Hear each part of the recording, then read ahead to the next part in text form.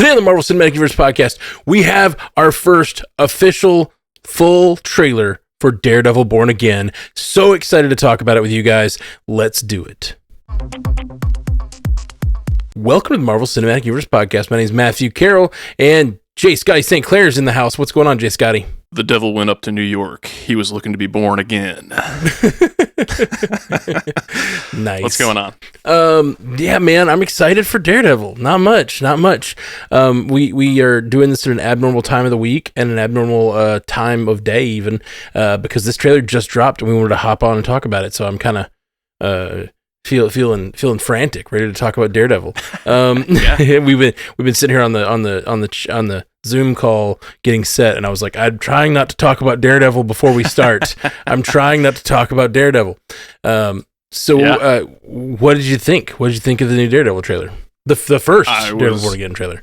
Incredibly satisfied with what they showed us, and it's worth mentioning at the time of this recording, we're about a month and a half away from when this thing drops on March 4th, so it is surprising that we've waited this long to get our first official look at it. Now, we've seen little bits here and there, little teasers and sizzle reels and stuff like this, but this was our first look at like what the overall narrative is going to look like, who our major players are going to be, and I just like so many great action set pieces already being teased, so many great lines of dialogue, and just seeing Matt back in his element as well as Wilson Fisk. It was really, really good stuff. How about you?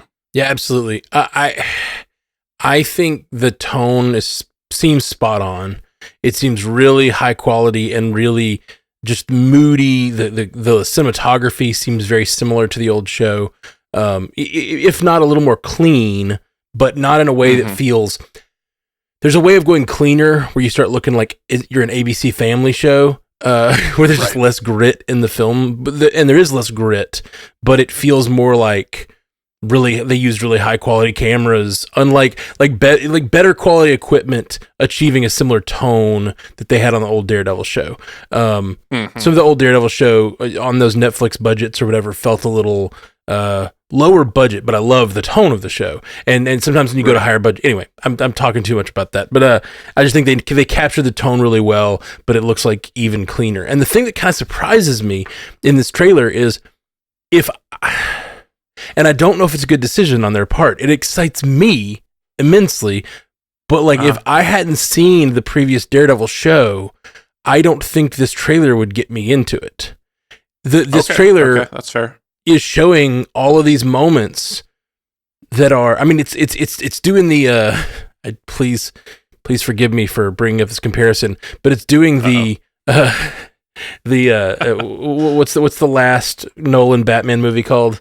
Oh, The Dark Knight Rises. Dark Knight Rises. It's doing the Dark Knight Rises thing of like, I had to stop being Batman. And it's like, I had to stop being Daredevil, which we didn't see at the end of the last Daredevil season. So why has he stopped? He says he crossed the line. The only line we know of is murder. Did he murder someone? Was it intentional? Are we going to get that in the flashback? Or are they just going to throw us into the story? Like, I'm really, really curious about that. And absolutely. So there's some negatives I have. The only negative is the fact that the last we saw Matt, he kind of wrestled with his demons and won. Like that's the narrative we got. I feel like at the end of Daredevil season 3, he fights Fisk. He's on the ground. He's punching him. He has every chance to murder Wilson Fisk at the end of season 3, and he chooses not to. He rips his mask off and screams in Fisk's face. And I've always assumed that's him kind of winning the battle against his demons that he's been struggling with. This vengeance that's within him. He's like, no, I'm not going to cross the line. I'm going to give you grace. And then we get the season opens with like, I crossed the line. I was like, really? You were going to open that way? Like, I don't know. Well, you bring up grace. We also get the line. He says, I was raised to believe in grace. I was also raised to believe in retribution. Yes. Great line. And I like the fact, I don't know. I love the fact that he's kind of in that line feels more like he's embracing those two sides of himself instead of warring over them. And I think there are versions of Daredevil that do that in comics where it's like, sure, he's less conflicted. And maybe that's all that is at the end of season 3. Maybe he's becoming a less conflicted character. Sure. But the way I always took that moment was him choosing to not cross the line. The line he's been talking to Punisher about since season 2, that line of killing someone. Maybe there's another line. Maybe there's some other line that he crossed. And I'm actually wondering, we have this new character of Muse who, if it's the same from comics, he makes like artwork out of dead bodies. It seems like a really brutal, terrible character. Not your normal fist gangster, but just like evil incarnate, it seems like. You know what I mean? And I'm wondering, we see some shots of him in the trailer. I'm wondering if that's who he crossed the line with. That's a speculation completely. That I'm assuming he's more part of the show, but like maybe he killed Muse because Muse was just so dark and evil that like there was no leaving him alive. But I don't know. That's all short-sighted though, because Fisk is terrible too. Or is he? Or is he in this show? After Echo, I don't know. I'm going on and on, but I'm really freaking pumped for the tone. I find it very interesting that they have chosen to make a show that I don't think, if you're a casual Marvel fan that never watched Daredevil, you'd be like, who is this and who are all these people? Like, so many shots are hero shots of like, here's Poindexter, here's Fisk, here's Punisher, like all these things. They don't even say Punisher's name. They don't even have him wearing the iconic costume. It's just like him yelling Frank. Like it feels like if you weren't a watcher of the Defenders, you might not really know what's going on here. And I think that's a really interesting choice. I think it's a smart choice for those of us who love Daredevil, but I feel like this is probably, they had that big shakeup a year ago and they completely redid the show and they were going for a completely different style of show. And I have a feeling what they were trying to do before was write a show that was for everybody. And now they're just writing a show for us. And I love that. Yeah. Yeah. I think you're on the money with that. I think one of the things Marvel has learned as they've been experimenting with TV and in Phase 4 and Phase 5 is I think they've come to the understanding that not everybody is going to watch the TV shows. Yeah. You're going to get a much larger audience turnout for the movies, but if you can start to tailor these TV shows to be for the diehards, for the real fans, that's where you're going to get that return on investment. If it's not in the viewership, it's going to be in the loyalty you create in the fans. So I think you're absolutely right there. And while we're still talking about the trailer as a whole, kind of at large, without getting into the nitty gritty, I think some of your criticisms are fair. I'm just kind of in a very celebratory mindset, being so excited to get to see this first look. But I think you talking about how well does this function as a trailer that is not for people that have seen the first 3 seasons, I think that's a fair argument, but it kind of goes back to what I'm saying about these TV shows. I think more and more they are just for the diehards, which is great for a person like me. But yeah, to be clear, I don't think that's a negative when it comes to people like us watching the show. I think that's a huge positive that they're not going to be trying to retell the origins or whatever. They're just going to jump us in. It is a season. When have we, very rarely do we get these like revivals, however many years later, where a great show we loved is just back and it's starting off where it left off, and we're going to get the show we loved back, and that's how this feels. So I'm pumped for it. So not a negative. The only negative was this idea that like Daredevil crossed the line. That was the only like kind of negative for me. Well, and a criticism doesn't necessarily have to be negative. It just in terms of like how well a trailer functions. Like a trailer is supposed to do mass appeal and get everybody on board. But so we're on the same page there. But again, talking in terms of like how the trailer was constructed, I don't know if it's going to come up anywhere else, but I did want to call out the organs for the music is just so appropriate. Just like, kind of steeping you in that Catholicism that Daredevil is, so he's constantly struggling with his faith. And there were some words that popped up on the screen, like the devil's work is never done, which I love, just playing on, like, usually we say God's work is never done, but we're embracing the fact that this is our devil and he's doing, people say you're doing the Lord's work, and kind of the devil is doing the Lord's work. So appreciate all that imagery and play on words there. But you were kind of bringing up some of the lighting and how it looked cleaner from previous seasons, which I agree with. But the instance that it really stood out to me is the first time we got to see it. Looks like there's like a crew of henchmen that wear like colored masks over their face. That first time we saw the guy in red, it was just so saturated. I was like, whoa, that is a bright popping red there. But then like 2 seconds later, we see that same character like breaking someone's leg, and I was like, "Is that Matt under the mask? Who is that?" We can talk about that as we go on here, but it was interesting how I had like the slightest qualm, and it was instantly rectified. Like, yeah. Oh, that's interesting. I like that's why by the way, we're going to do a frame by frame watch of this in a minute. If you're listening to the audio podcast, if you look us up on YouTube, youtube.com/strandedpanda, there will be a video version where we're going to be doing the frame by frame look at what's going on. I don't, so there's a lot of shots in this trailer. I'm sure I didn't see everything. So I definitely saw the break of that arm though. That was terrible. Yeah. Absolutely terrible. Oh yeah.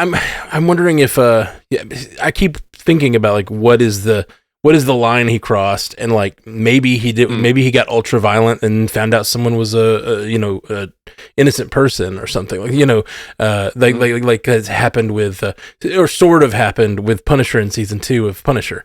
But then they kind of undid it, but whatever. That's one of my least favorite things about the Defenders is season 2 of Punisher.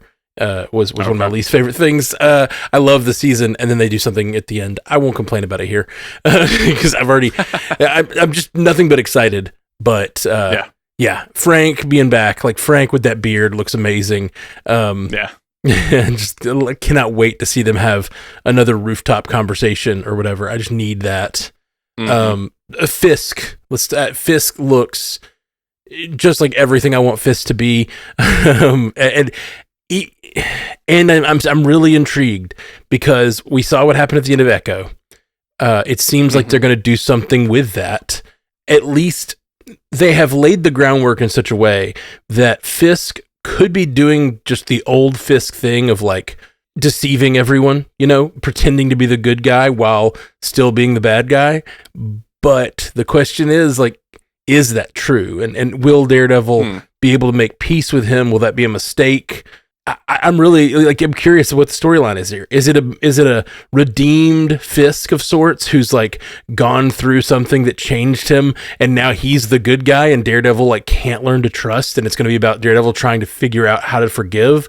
Or is it going to be classic old Fisk like deceiving all of us because we see him doing good and we're like, okay, maybe he has changed. Maybe that Echo thing worked. Because that Echo moment is so interesting because if you didn't see it, this season would probably just seem more like, oh, Fisk is clearly lying. But because there's this mystical, maybe Echo touched his brain thing, we all have to ask that question legitimately. Like, are they going for this? Is like Fisk going to be reformed in this show? Yeah, it's wild, man. It's wild. I think it's likely he will be reformed in such a way that he doubles down on his willingness to do anything to protect his city, just like he always was. Because like I think we're likely to find out. This is my prediction. If I'm going for a prediction here, is that he'll look from the outside like he's doing good things. He'll be hiding his true intentions like always, but his intentions were always to protect his city. True. So like maybe he'll be doing good things, but eventually we're gonna find out he's still that dark Fisk. It's just that his conscience is clear now in a way that it wasn't before, and maybe he's less conflicted about. I don't know. Was he ever conflicted about his violence? I don't think so. Not terribly so. No, it doesn't seem so. That's probably not a good call. But I think at some point we'll find out. Like he's changed. He thinks he's doing the right thing. He convinces us all he's doing the right thing. But then there'd be something dark behind it. Is my prediction, I guess. Yeah, I just have to imagine that the show is going to kind of place we as the viewers in the same position as Matt. Like we're just going to be inherently suspicious of what Wilson Fisk is doing, and we're going to have the moment where it's like, hey, he actually is being altruistic. There's nothing actually fishy going on here. Yeah. But I think a lot of what you're bringing up is probably the way the season is going to go. But I also think there's the potential there, like now that he is reformed and really trying to do good, just the pressure of being in that kind of position and having all eyes on you and having these expectations, and maybe you are doing everything the right way, but you're not getting the results that you want.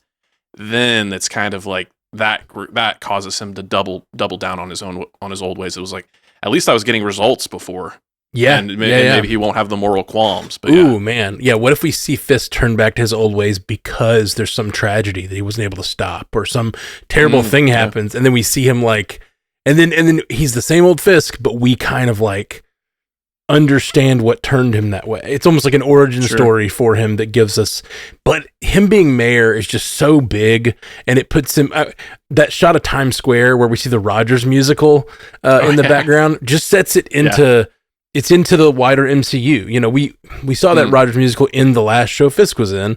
And so like, it just sets it apart from this wider MCU. Him being mayor makes me think like of Spider-Man 4 or any of these properties where like they are in New York. Anything in New York from now on, we're gonna be like, Fisk is the mayor. You know, like if that's where they leave it, which I kind of hope they do. I hope it's like evil Fisk is mayor, and we got to deal with it.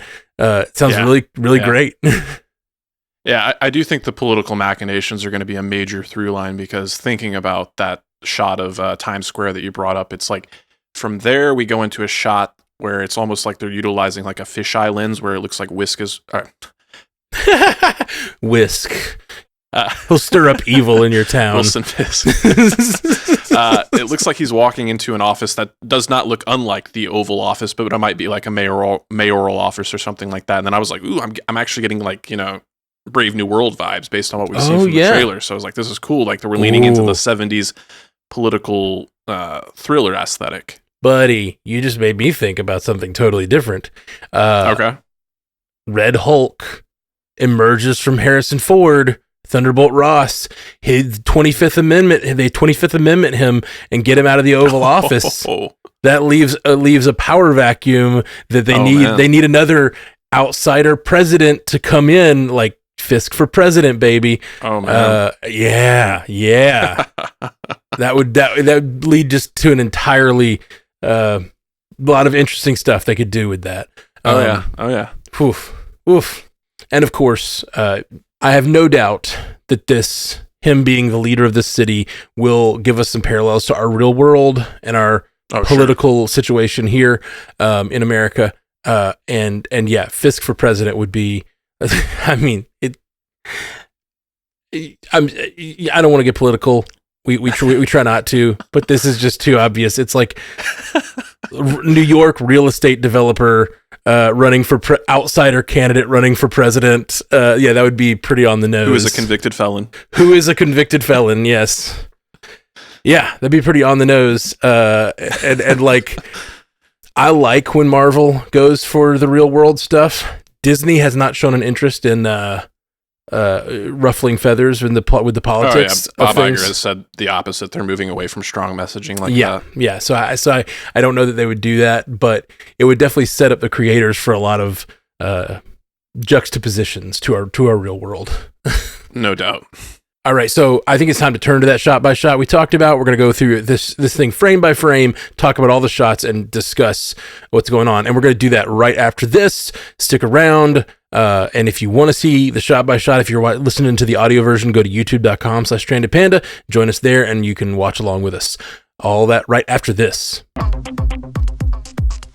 All right, welcome back to the Marvel Cinematic Universe podcast. Let's dive into this shot by shot. Are you ready, Jay, Scotty? Let's do it. Very nice diving motion. See, if you're not watching the video version, you're just missing out. You're missing out on all the physical comedy stylings of J. Scotty St. Clair. Right. All right, my friend, let's do it. Oh, we start with a very. I just really think the blacks look so good on this footage. Just right off the bat, like that's one of the first things I noticed, and it really is that clean, high quality Disney look, but in such a moodier tone. Like I don't feel it does. I'm not getting that ABC Family feeling, which I was honestly worried about right. with switching over. But like so much of it is shot with just such dramatic lighting and stuff. It doesn't feel like they're in a studio. It feels like the cameras are killer. Besides the Disney Plus logo in the corner, like if you asked me what I thought this was from, I would say a David Fincher film. Yeah, which I think is a good aesthetic. Absolutely. I keep thinking it looks like almost like an independent film, like that type of lighting. that you get from those really good Oscar contenders almost. Now I hope there's obviously there's a lot to that that's not just the lighting, but the lighting and the camera work and cinematography just seems amazing. So this is if we get our first shot, it looks like Daredevil fighting Muse, and in the corner we see pictures that maybe Muse has drawn. And especially starting the trailer off with this shot, that's one of the things that makes me think about that theory that I was saying earlier, that like maybe this is how the show is set up, and like the line is crossed early on, and then he has to deal with Fisk and deal with stopping being a vigilante because of it. Yeah, very well could be. So then we get this shot of Fisk and him sitting at a diner. Thank you for finding the time. It's just such a weird conceit. The two of them sitting across the table from each other. We saw this in like early. We were told more about this early on when this a similar trailer was released at Comic-Con. I think it was like last year. Oh yeah. And so we all knew this was kind of in the cards for them to sit and like kind of have a parlay. But how long has it been? I really wonder, like, have they gotten so far past this that Matt is really ready to sit down with him and try to like work out their problems? Like, that's just wild to me. Whew. Yeah. Oh, that shot. There's a shot right after we see them in the. Is that I believe that's Fisk's cracking his knuckles. Yeah, based on the cufflinks and the large ring, I would say that looks like Fisk. Yeah. Yeah. And that sound effect of him cracking his knuckles was so visceral. It sounds so like right. They really went for it with that sound effect. Yep. And it looks like maybe there's artwork on the walls. This artwork we see here, and that I think that might be Castle. I think that might be Frank. You see the hatchet in his hand. Oh yeah. I'm pretty sure that is Frank, yeah. So it looks like Frank may be coming for Fisk. So do we think Daredevil is going to be on the side of Fisk, like trying to stop Frank? Because he's like, no, he's reformed. Yeah, that's my guess. Between Frank and possibly Muse, I think that is going to be the source of the more than likely very temporary alliance between Fisk and Matt. Yeah. And we see on the side over here, I believe that's the snow painting. What's the painting called? That I forget the painting's name. There was a name for it. Was it White Rabbit or something? White Rabbit, yes. I think you're right. That may be right. That feels too Alice in Wonderland. Is that right? You may be right though. I think it's something like that. There's that painting. I believe that's the painting, but it's got a red splash on it now. We saw this in a previous set photo or something. I remember. It looks like that is the white, that white painting. But now, and I don't remember. But I'm wondering if in that last battle, did we see that painting get bloody? When Daredevil fought Fisk. I think so, but I'm not 100% sure. It's like in my mind's eye, I'm seeing the blood splatter on the white canvas, but it could be an entire fabrication. It feels right. Man, John Bernthal coming in, firing with this. That just looks so freaking good. Fisk dodging I want to give some kudos to Vincent D'Onofrio. That's very clearly him. That's not a stunt double, and he's got some moves there himself. Yeah. Pretty and right here that is probably a stunt double, but Fisk picking up it. I mean it may be a stunt double, but that does look like Vincent D'Onofrio. It does. They've done a good job getting a stunt double. Throwing him to the ceiling, and I think that's still Frank being punched on the table. I believe so. Oh gosh, yeah. So I'm thinking that scene is likely after this scene. Yeah. And probably after they've had a sort of, after Matt and Fisk have had some sort of detente, Frank sure. Frank comes for Fisk, and we see that. Yeah, I might be getting a little too granular and in the weeds, but I just have to appreciate as we're going back and forth between these scenes, the scene of Matt and Fisk in the diner versus Fisk in a scene of action and Matt in a scene of action. Those action scenes are so much more warmly, the color palette is so much more warm. Yes. And then when we're in the diner, it's so cold. So I'm getting the sense that like, are we seeing are true characters when they're in action, and they're kind of like they have masks and facades and are being a little more cold and calculating in their interactions in public. Yeah. Ooh, I like that. And it goes along with our discussions of how the cinematography seems so deliberate, intentional. Like that if that is, if they're embracing that, similar to what a good high quality indie film does, you could totally see a world where like that's exactly what it is. It's the sort of like high society, how we function in society versus who we really are deep down, and that sort of visceral, blood pumping. You mentioned earlier the red face of that mask, like that's part of the real world where they're being their real selves. And then will we see those masks start to slip? Will the cinematography mimic that where the world's merging or whatnot? Right. That'd be cool. Yeah, that would be really, really cool. That's something I'll be looking for. And this is beautiful to see Foggy and Karen right there. Just good. Just good to see them laughing it up on the street. Yeah. I think we'll see Karen a little bit later, but if I'm not mistaken, I think this is the only shot we get of Foggy. I think so. Yeah, there's a really quick shot of Karen later. On my first watches, that's the first time I've noticed that shot that we just saw of them on the street. I don't know. Yeah. Lincoln, you'll miss it. Yeah, for sure. So this almost looks like New Year's Eve, possibly? Oh, yeah. I think it says Happy New Year's. Yeah. Okay, does it, or is it some sort of election? It says party? a couple places. It says Happy you're right. New Year on the large blue one, and then in the very center at the 100% the tall tower with Fisk. 100%. You're right. I didn't see that. So it is Happy New Year from Mayor Fisk. And these hats, are those supposed to be like? I guess those are just New Year's hats, but they look like they're such uniformity. They have these big tall hats, and I'm wondering if there's some sort of like Fisk wearing a top hat or something that's been in the show. I'd associate it with the New Year's baby more so, the New Year's babe in the top hat. Okay. It's not as popular as like the Easter Bunny or Santa Claus, but there's the New Year's babe. It's in there. I don't know the New Year's babe. It just looks. I can't tell what those hats say, but they look all the same, which is why I was thinking they might be like some sort of whatever, some sort of messaging or from some source, because there's like a lot of the same exact hat with the same words on it, but I can't read the words. Yeah, I can't read the words from here. And Fisk talking to Times Square. And now, Fisk. This does. Is this shot you're talking about that kind of looks like like a presidential type situation? Oh yeah, for sure. I don't think that's the Oval Office, but it does. No, it's not. It looks like like maybe this is where he goes to give like mayoral speeches or whatnot. Something like that. Maybe getting not sworn in, but yeah.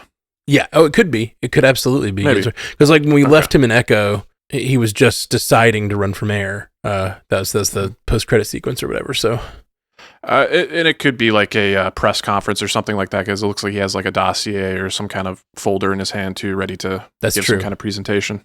That's true. Yeah, and you'd think if it was like a inauguration speech or something, there'd be probably a bigger crowd and probably a I don't know, fanfare or something around this. So you're probably right. I think it's likely that you're right. That's probably like a press conference. There's so many little words that I'm just so tempted to like try to sit here for an hour and try to zoom in and read all the words, but that's not interesting to watch, I feel like, or listen to. I can see you're not entirely convinced, Fisk says. All right, so this is our first good look at one of Muse's pieces of artwork. It looks like Fisk to me, but it looks like he's being divided between his like public-facing persona, and then it looks like he's kind of in like an orange prison jumpsuit, and they're kind of like fracturing 100% between the two versions. Yeah, I think that's exactly it. It almost looks like the mask is slipping or something like that. Except in this image, the mask would be, the overlay is the prisoner felon Fisk.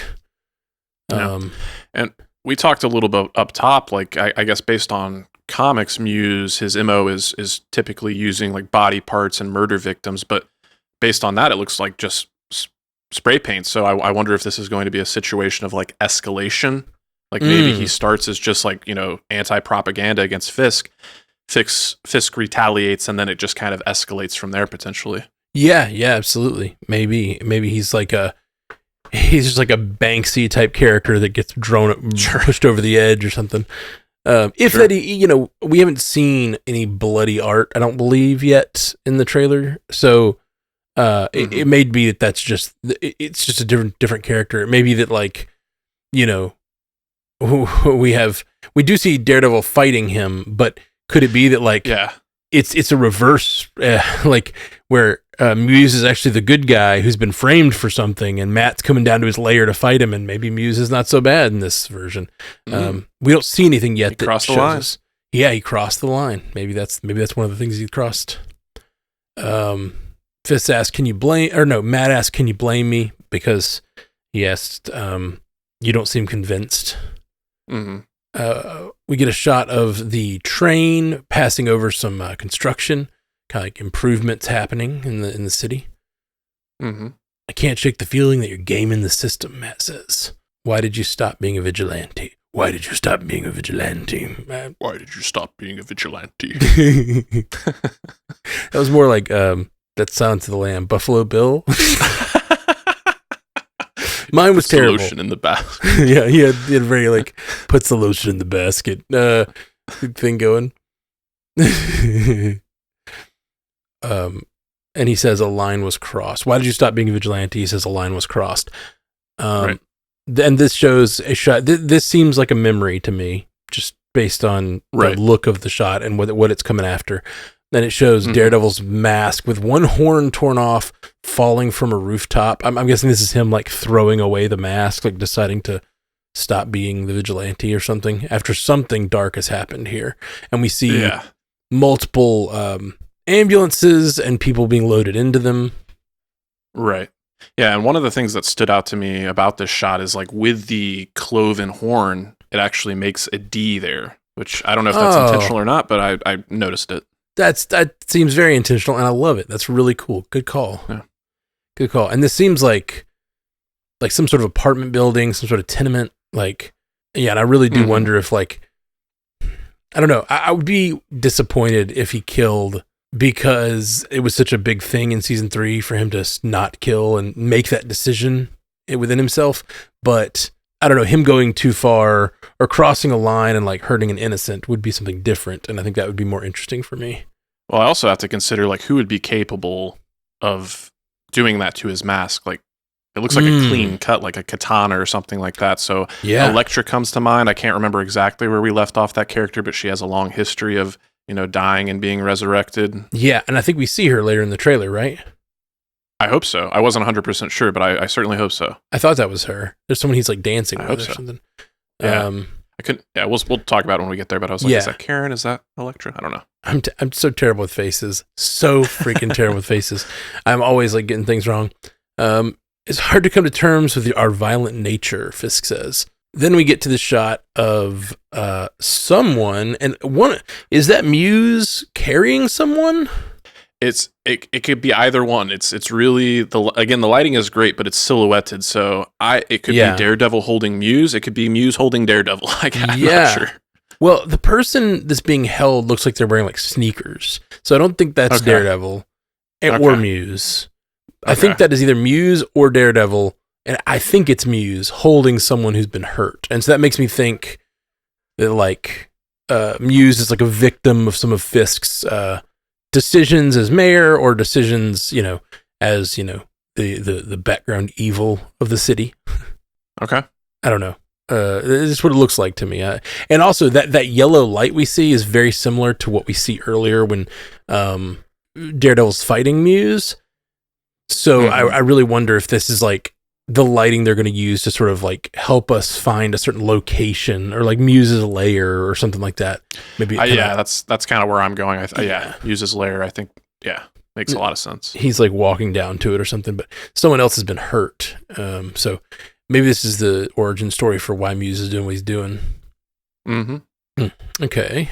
Or totally sadistic version of it. This is just somebody he's taken, and he's slowly weaning their blood from them as a medium for his art. That is a good call. That is absolutely a good call. I don't know why. It just the stance he's holding him makes it look. It does look heroic. Yeah. It looks heroic. But you're right. It absolutely could just be him taking back someone to use their guts. Well, and you look at the the line of dialogue that's on screen there, it's hard to come to terms with our violent nature. Yeah, that's true. Good point. That's a really good point. And then we cut to some people fighting in the subway. Do we know any of these people? They look like your run-of-the-mill goon of the week. Or goon of the day, rather. Goon of the fight. Yeah. Oh, gosh. Oh. Yeah. So some goons fighting in the subway. One of them gets thrown in front of a train. Oof. Oh, well, here's a thought, and I don't want to get too far ahead of myself, but we know later on in the trailer we're going to see that crew of henchmen that wear those colored masks. And I didn't register until you brought it up when we were earlier in the trailer where we had the establishing shot with the train and you could see construction happening. We've seen the Wrecking Crew in She-Hulk. Oh, but yeah. I kind of wonder if they'll maybe do a different version of the Wrecking Crew. That is possible. Absolutely. And these guys could be the Wrecking Crew. This is their first, foray with a vigilante. Yeah, they absolutely could. And then we see someone attacking Matt, and I think they don't know what they're getting into. Right. Again, I think the lighting is very warm here. It does seem like every violent sort of scenario with their sort of the code names version of all these people. It seems like that's, and again, now we're back into very cold lighting to show Dexter or Poindexter being brought into prison. So that seems like they're going to be, again, this is the sort of thing this is exactly the kind of shot I'm talking about where like, that is so exciting. They're bringing Poindexter back. He was amazing as, Bullseye in, season 3. Yes. But like to someone else, this shot means nothing, to someone who hasn't seen that season. So, yeah, but for people like us, it's like, hey, that surgery was a success. Yeah. Yeah. What surgery? I don't remember. He broke his back at the end of season 3. So like one of the final scenes we saw was him on like a surgical table of sort, having like a something in like grafted to his spine. Oh man, I had completely forgotten about that. That's wild. Yeah. So I wonder if that's going to give him, because it's a comic book show, like, is that going to give him extra strength or stability, or like, having a metal spine? Yeah, likely to do something for him. Yeah. Okay, now we get a bank. Looks like a bank heist, and these you mentioned the Wrecking Crew. This definitely looks like some sort of crew with these brightly colored masks. Mm-hmm. It's not just red. It's all the different. They're all different colors. But all the primary colors. Yeah. Yeah. Except Matt happens to be in the bank, so that's not going to go well for them, I feel like. Yeah, and it's worth mentioning the guy with the red mask is the one holding the shotgun up to Matt's face. I still think later on in the trailer it's Matt wearing the red mask. Oh, just based on the choreography, but we'll see. Okay. Yeah, that maybe he's infiltrating them. Maybe that's immediately following this or something. Yep. He needs a mask. He needs something to cover his face while he does his work here. Exactly. Yeah, exactly. That would be neat. That would be neat. All right. The Devil's Work is never done. Is what I believe what's coming up. And then we see Matt walking through the New Year's celebration, probably. Yeah, likely, very likely. It's such a that's a big swing to do that sort of a party, It's a lot of extras, a lot of people. I'm sure a lot of it's CGI in that big scene, but that'll be interesting to see how big they went with the budgets, to see how big it looks like the party really was. Yeah, for sure. Then we get Matt walking into a courtroom. It's just, I know this is not a new take at all, but like, I just love the idea that like Matt has these two, the church and the courtroom, you know what I mean? Like, that are his like places he respects, and his vigilantism like conflicts with both, you know what I mean? Like, he's just such a conflicted character. Yeah. But it's like who he is conflicting with his church and his courthouse that he believes in. Yeah. And it could be just by way of this being an establishing shot too, but I love the way it's framed. It's making him so small, and like the infrastructures that he serves seem so large and looming in comparison to him. Yeah, 100%. And then we get the shot of someone walking down the stairs with a hatchet. So I'm assuming that would be Frank again. I would assume so as well, but that I have to call out that shot reminds me so much of the poster for the 1980s version of The Thing with Kurt Russell. Yeah, it does. Yeah, it does. Yeah, totally. And then is this? Oh, who is this? Okay, it doesn't look like Elektra. It does not look like Karen, which was my first assumption, and it doesn't look like what is Fisk's wife's name again? I'm spacing. Isabel, not Isabel. I gotta know this. What it was? Vanessa. I had to get to the voice not finder name. No. So who is this? I only saw it in the quick shots when we were watching it, and I assumed it might be Elektra because it's sort of this like classy person he's dancing with, which feels like an Elektra thing. Right. Someone holding up a gun at this event. Yeah, is this in the same environment, I'm guessing? But yeah, some sort of gun. It looks like it to me. You've got like the white drapes in the background, and then it looks like some kind of accent lighting. Yeah, I think you're in the background as well. You're right. If it's not right, it's like what they're intending this to look like. Sure, for sure. And then we get a shot of Matt, having some sexy time with that lady. No, that's Karen. That is Karen. Oh, that's Karen? Yeah, that's you're that's totally right. Ann Wall for sure. I thought her hair looks brown in the lighting, and so I was thinking it was. Is that Matt? It looks like Matt. Yeah. Matt and Karen are together. Ooh. Mm-hmm. At least get together. Ooh, man. All right.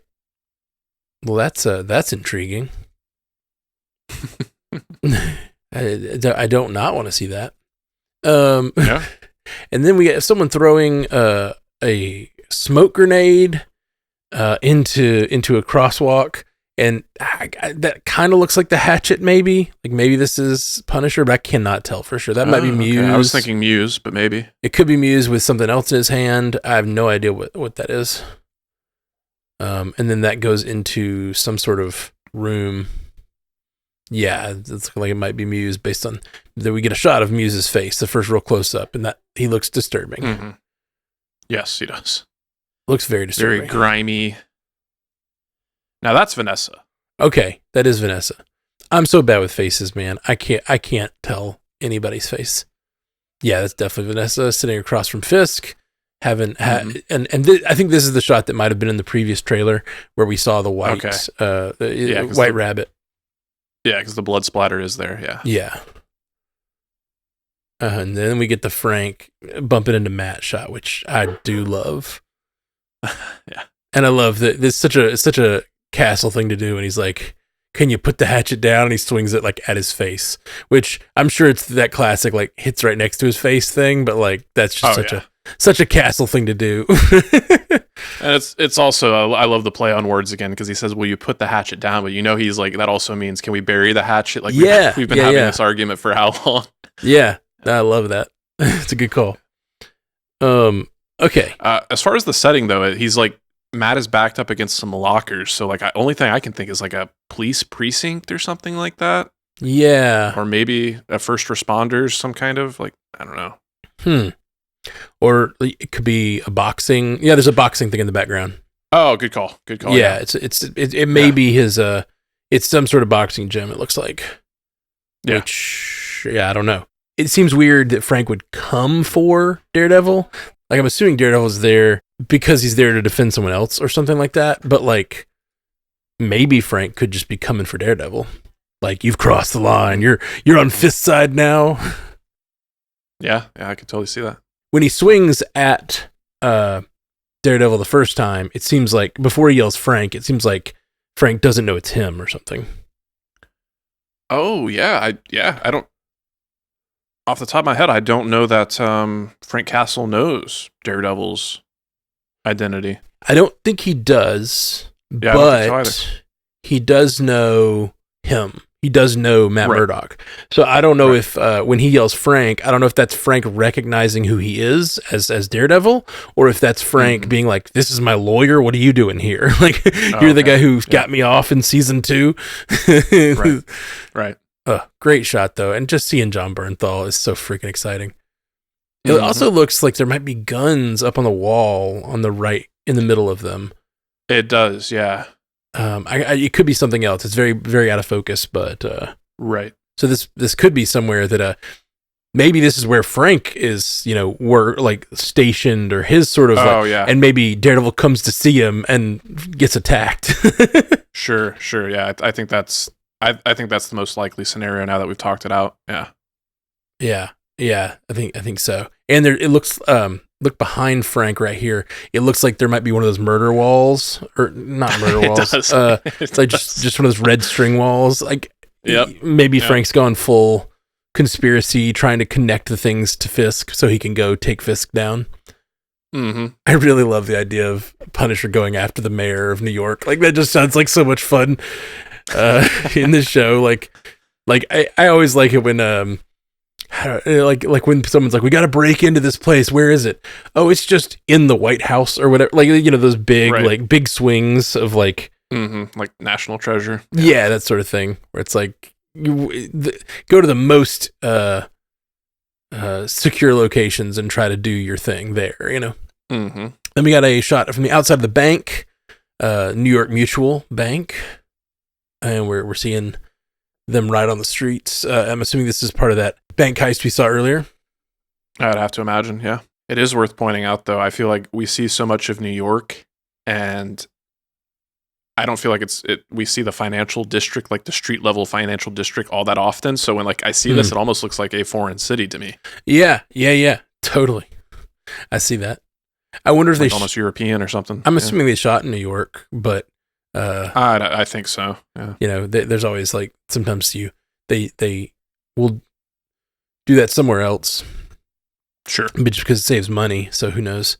And this is where Daredevil starts to say, "I was raised to believe in grace," and it shows our lovely Karen at the back of a courtroom. Looks like. And then who is this? All right, so I'll have to double check myself, but at first glance, I want to say that this is Cooper Hoffman, Philip Seymour Hoffman's son. Oh, okay. But as far as who he would be playing, oh no, it's Michael Gandolfini. It's James Gandolfini's son. So I knew it was a son of some celebrated actor. Okay, so it's James Gandolfini's son. Let's see who he's playing. The way he's dressed, he may be a police officer or something, walking with a lot of purpose on the street with a lot of other people in suit and ties. He's credited as Daniel Blade. Daniel Blade. I have no idea who that is, but he does look like he's a politician of some sort. This is definitely not who he is, but if he put on some glasses and he would look so much to me like the guy Fisk's assistant from season 1. Oh, okay. Yeah. You see what I'm saying? Like if he, like just a little bit of a different posture and like maybe like the cheeks are a little thicker or something, but like he looks a lot like that guy to me. Okay. Obviously, I can see that guy's dead, but yeah. I don't even want to say this, but when you first started bringing that up, the reason I laughed is because when you said put on some glasses, when I said his name is Daniel Blade, I was like, you're not going to say that he's Blade, are you? Yeah, no, he's Blade. He's going to be Blade. It's the new Blade.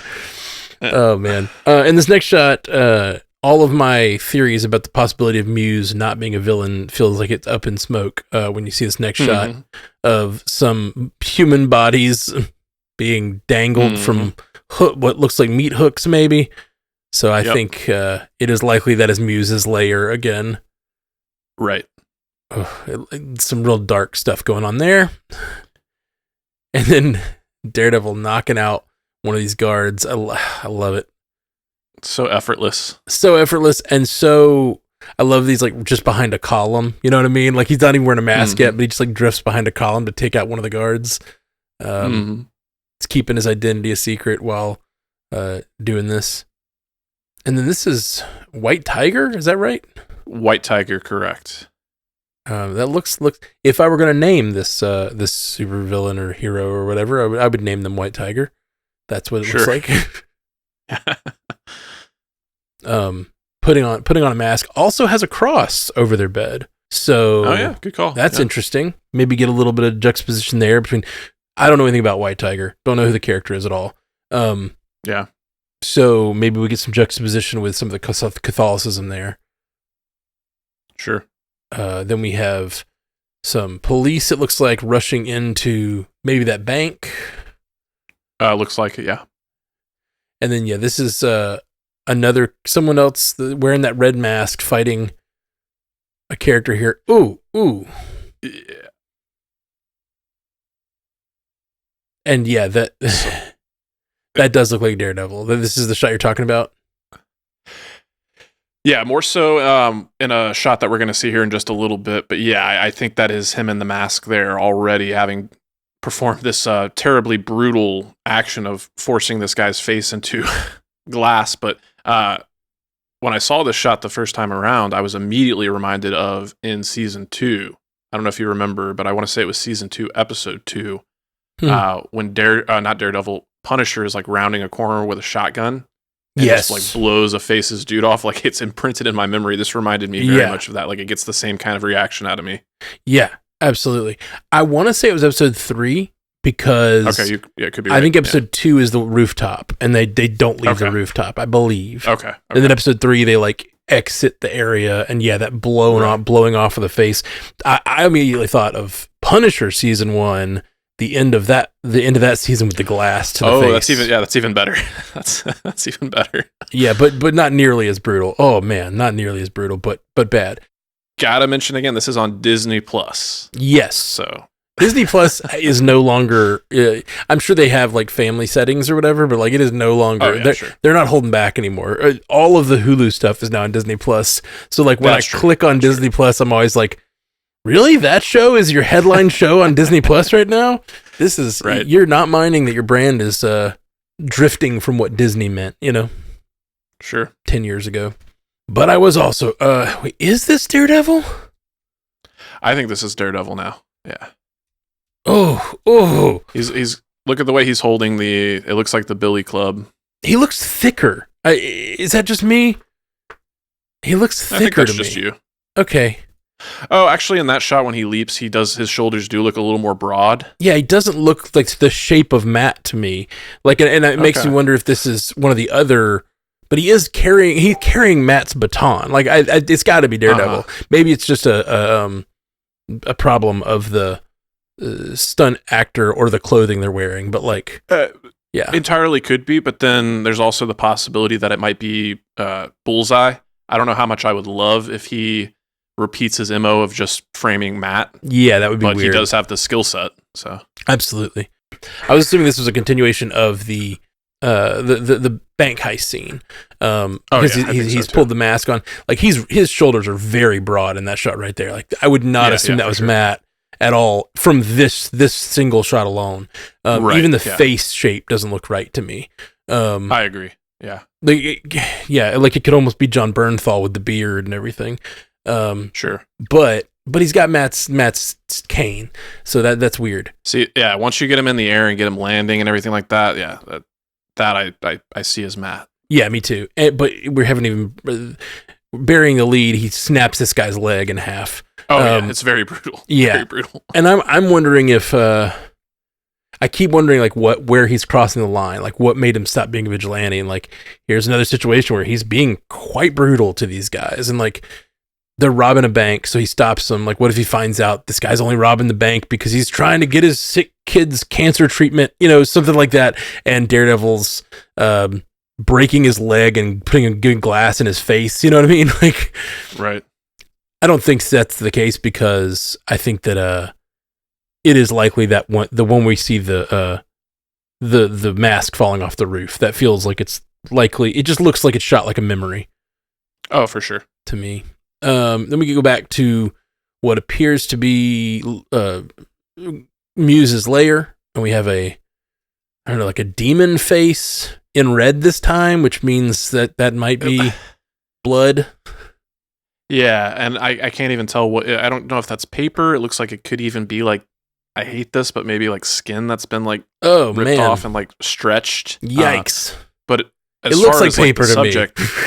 yeah. As far as the subject, I'm just though, saying, it does look I like, disavow this whole paper skin thing. That's just Jay Scotty. I think it's just like Okay. a piece of cardboard. But Jay Scotty's got some dark imagination. If I end up being right, I called it.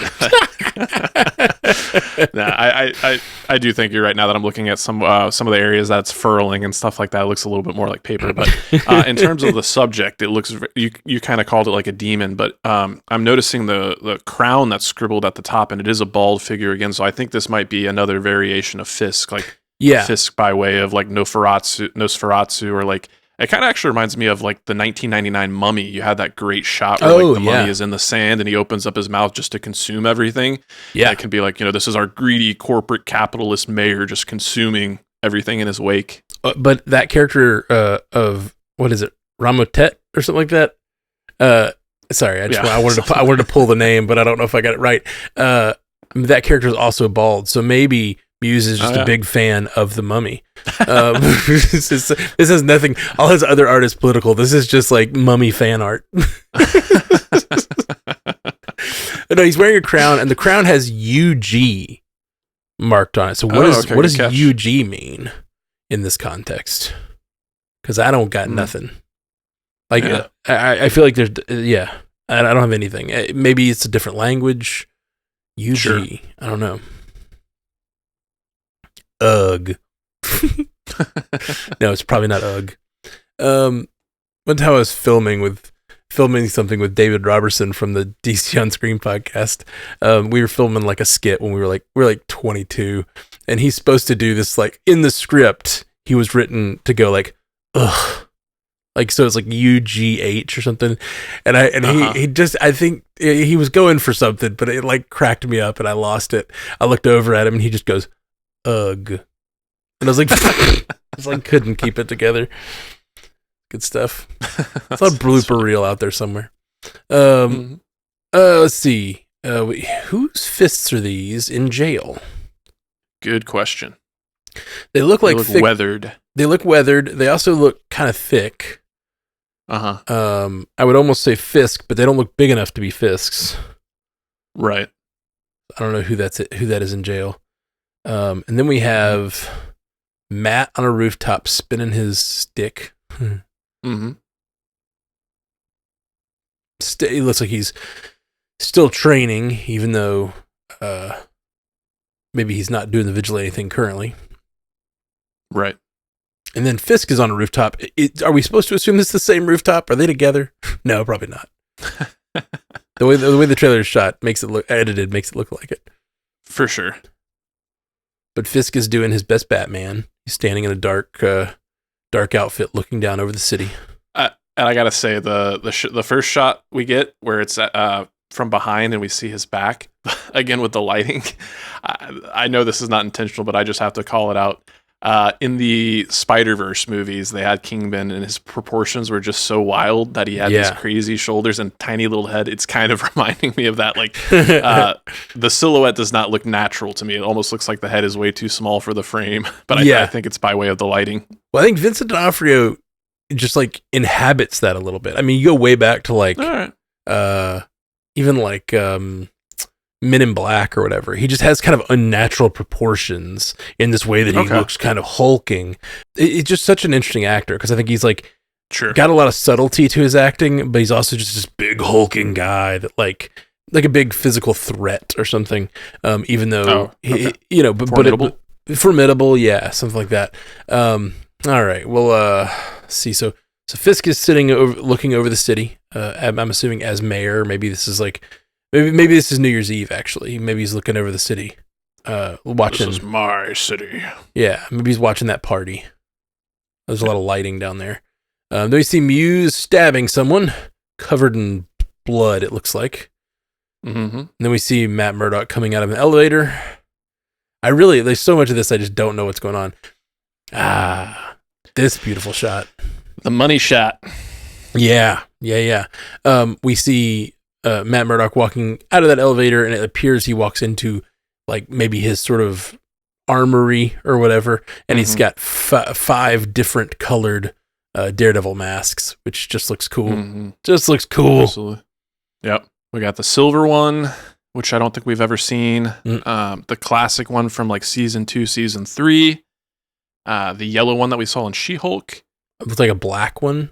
Yeah, black one, which may be a new one for this show. And then the final one looks like the season 1 version, if I'm not mistaken. Okay. Yeah. Well, that's a good call. I'm terrible at that too.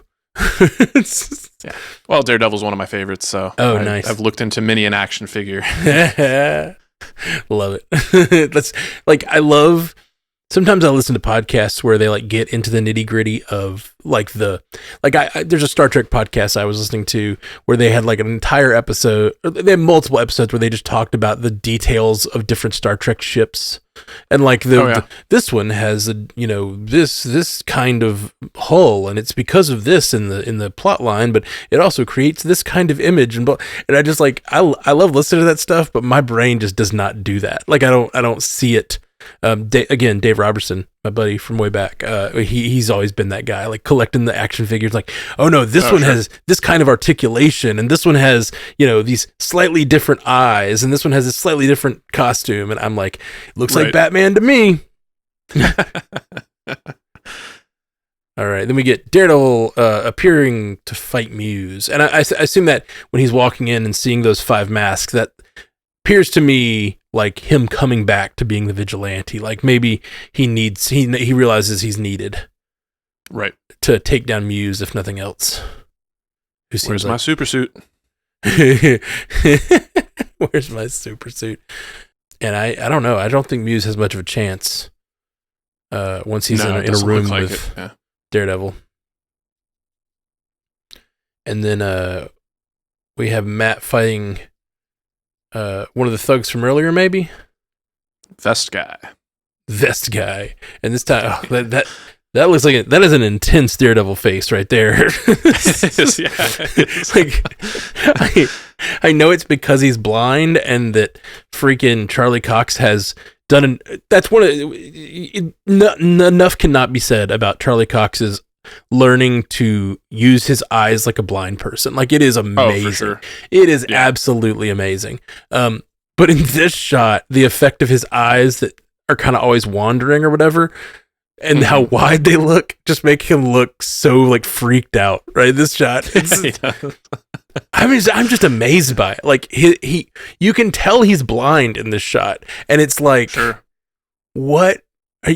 How in the middle of a fight sequence are you still able to keep your eyes trained to do the thing you've been training them to do as an actor? It's just so wild to me. Yeah. And not to get too into the weeds on it, but it's one thing to like fix your gaze on like an object and keep your gaze fixed that way. But he's going a step beyond that because his face is moving. He's looking different directions, and his eyes move along with that. So he's not focusing in on an object. He's just like somehow able to just like, I don't know how he does it, but he just like almost like glazes over and just lets his eyes be static, which everything you're saying, it's very, very impressive. Yeah, it's insane. More shots of Daredevil fighting, and we see now in the background, we see a body on a slab. Appears to be part of what Muse is working with. That's no good. And then we got Muse, and another, more of this apartment fight, it appears to be. And Daredevil snapping someone's arm. Oh, Lord. Ooh. Oh, Lord. You see the 2 bones coming out of the arm. Oh, Daredevil's just so brutal in this show already. I love it. Yeah. I love it. I also hate it. We talked about it the other day, I think on Multiverse News, where I was talking about how things gross me out. It was on the Patreon for Multiverse News, and I was just talking about how, like, and that includes this show. Like, that grosses me out real bad. Whew. Well, as bad as that arm break is, I think the body slam the guy goes head first that gets more of a visceral reaction out of me, because like that looks like a death move to me. Yeah. Oh man. Yeah. They call it the scorpion. Right? Is that what that is? Okay. When you land on your neck like that. I don't know if that's a real thing. That show Ridiculousness. You remember that? You know that show? I've heard of it. Yeah. It's like a clip show where they show people falling down a lot, and Okay. their logo is what they call the scorpion, which is like someone landing on their neck with their feet flailing up in the air. I guess it's Okay. something that comes from skateboarding or something. Like people often fall and Sure. like invert their bodies, and it's yeah. This is what this guy's doing, but with a lot of force. And yeah, I agree. That could absolutely be a death blow. That could be the death blow that means he went too far. I don't know. Who knows? Right. I'm really stuck on that. I want to know. And here I just don't know, man. Here he's screaming. This scream that they show in the scene reminds me a lot of the scene where he screamed in Fisk's face, and it looks like Right. he's screaming here, and that's in Muse's lair. But then it also cuts to him screaming in that apartment, and it really makes me wonder, like that when he screams in Fisk's apartment in season 3, it is this scream of like moral, like struggle, you know what I mean? And it really makes me wonder if that's what's going on here, you know, like if he's dealing with like something he's done, and tying these two scenes together where he's screaming makes me think like maybe that apartment building we see him throw his mask off of, maybe that's this apartment building after he unintentionally murders someone. We just talked about the guy getting, you know, thrown on his neck. Maybe he unintentionally murdered someone and is regretful, and then maybe he has to murder Muse because Muse won't stop, you know. I don't know. Definitely a lot of interesting stuff for our characters to go through in this show, which is, you know, I just mentioned I don't really normally pay much attention to costumes or, you know, ships or whatever, character faces for that matter, apparently. But what matters to me is like the characters, and this show just seems like it has so much room to really further explore the Daredevil character, even though we've seen so much of that in the past. So I'm just really excited for it, man. Yeah, me too. Well, I'm excited to see this show, man. You have any last thoughts? No, I'm right there with you. I think very, very satisfying first look at it. Gave us a lot to chew on, but there's so much that we don't know. But I think one of the things I come away with having broken the trailer down now is to your point, while it does look like Muse is going to be such an important figure to the proceedings of the season, I can actually see a scenario where the character of Muse maybe only shows up for the one episode, maybe 2 episodes, but their impact is so large that it you know, permeates the rest of the season. Yeah, absolutely. Man, really, really excited for the show, guys. Hope you're excited too. We've got less than 2 months away, right? Yeah, February, March. Yeah, Month and a half about. Yep. Wow. Yeah, month and a half, and we'll be watching Daredevil Born Again. Crazy. After so many years of waiting, this is really exciting. And we'll be back to talk about it right here. Thanks, Jay Sky, for joining us. You want to tell the people about anything? We talked about it on the during our conversation, but you can always check out Multiverse News and Always Watching, as well as Animation Deliberation. You can find me on all those places. They're all great Stranded Panda podcasts. Check them out. Sweet. Well, thanks for being here, bud. And yeah, we'll be back very, very soon, right here on Marvel Cinematic Universe Podcast. Peace. Until next time, true believers. Hey, you just listened to the Marvel Cinematic Universe podcast from Stranded Panda. I really hope you liked it. Let me just say a big thank you to all of our supporters on patreon.com/MCUcast. You are the lifeblood of our little operation here, and a huge thank you to our insanely generous Illuminati tier patrons, Walter Kreisky III, Lieutenant Bongo, and Jazz Viz. You guys are amazing. If you'd like to see our beautiful faces, you can catch a video version of many of our episodes at youtube.com/strandedpanda. Love you 3000, my friends.